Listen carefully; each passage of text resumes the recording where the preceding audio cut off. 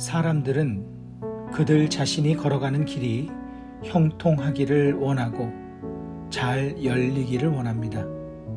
하고자 하는 일이 있을 때 그 일이 잘 되기를 원합니다. 그래서 더욱 열심히 노력하며 준비합니다.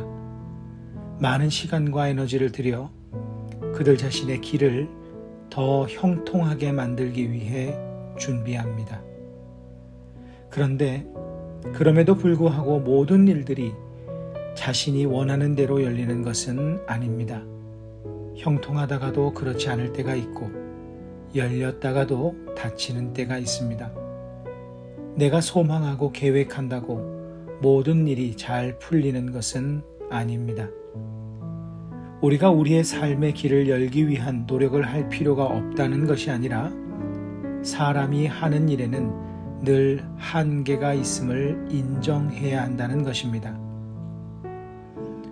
그러나 우리들이 반드시 알아야 하는 것은 우리의 길을 여시는 분은 하나님이시라는 사실입니다. 하나님의 말씀에 순종하며 가뭄에도 애굽으로 출발하지 않고 머물렀던 이삭은 하나님께서 그에게 하신 약속을 지키심으로 인해 농사의 소산물이 100배나 되었고 식솔들이 왕성하게 되고 거부가 되게 됩니다. 그들은 블레셋 땅에 거주하였는데 이삭을 시기한 블레셋 사람들이 아브라함 때에 파서 사용 중인 모든 우물을 흙으로 메워버립니다.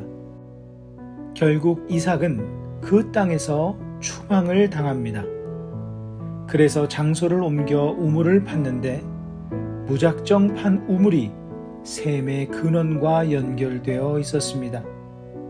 하지만 그랄 목자들이 시비를 걸어오고 우물을 포기하게 됩니다. 이에 또 다른 우물을 팠는데 물이 나오고 또 다투게 되고 또 하나의 우물을 팠는데 또 셈의 근원이 연결되어 물을 얻게 됩니다.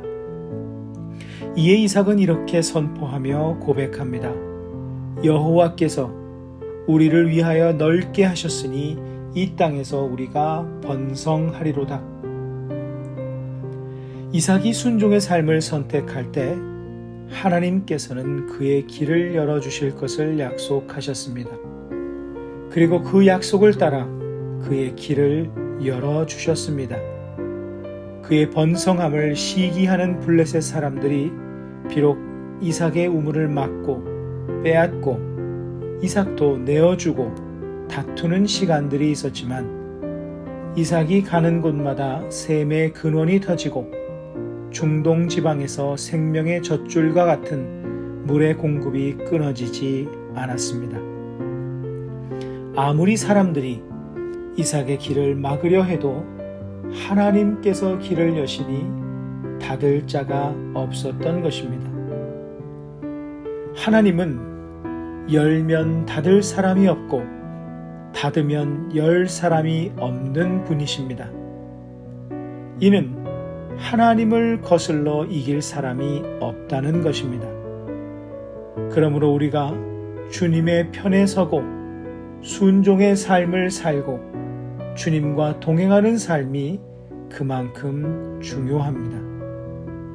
종이 한 장은 가벼운 힘에도 찢어질 수 있지만 종이가 벽에 붙어 있으면 쉽게 찢을 수 없습니다.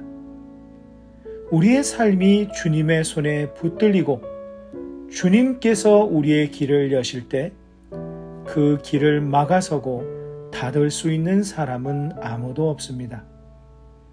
우리가 강해서 우리의 길을 여는 것이 아닙니다.